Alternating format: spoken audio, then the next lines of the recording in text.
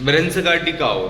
भ्रंश घाटी हम लोगों ने गांव में एक शब्द सुना होगा बूढ़े पुराने लोगों के मुंह से, भ्रम मत पालो।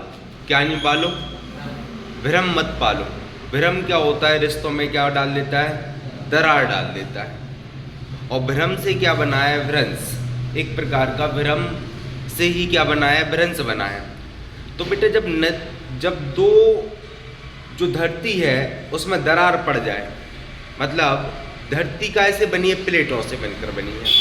जो प्लेटें हैं 7 प्लेटें हैं, जब धरती दूर दूर चली जा तो उनमें क्या बन जाती है? खाई बन जाती, लंबी सी। क्या बन जाती है? लंबी सी खाई बन जाती है, एक भ्रंश बन जाती है। इसे क्या कहते हैं? भ्रंश। समझ रहे ना? तो बेटा दो नदी जो जमीन जुड़ी थी उनमें क्या होगा? भ्रम आ गया। और भ्रम आ गया तो बेबिचाए क्या हो गए? नदी के मतलब दो ही जमीन के टुकड़े दूर दूर हो गए। समझ रहे ना? तो भ्रम से बने भ्रंश। तो जो दरार आई ना उसी को हमने भ्रंश घाटी बोला है। तो भ्रंश घाटी किससे बनती है? जब दो प्लेटें, पृथ्वी की दो प्लेटें दूर दूर चली जाती हैं। इसे कहते हैं अपसारी प्लेट सीमा।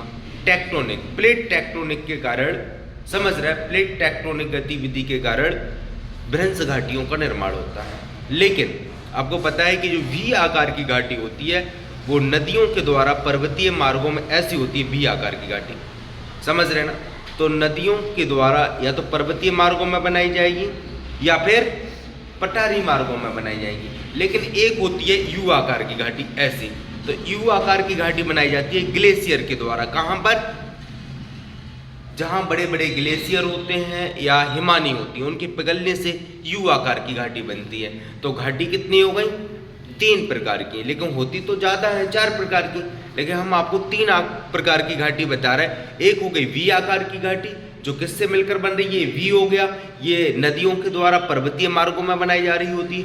एक होती है यू आकार की घाटी, जो ग्लेशियर या हिमानी के द्वारा बनाई जाती होती है। और एक होती है भ्रंश घाटी, जो कैसे बनती है? जब दो प्लेटें पृथ्वी की दूर दूर चली जाती हैं तो एक दरार बन जाती है, और दरार में क्या आ गया? एक भ्रंश आ गया। नदी की प्लेटों में क्या आ गया? एक भ्रम आ गया। भ्रम में वे दूर दूर हो गई और एक भ्रंश बन गया।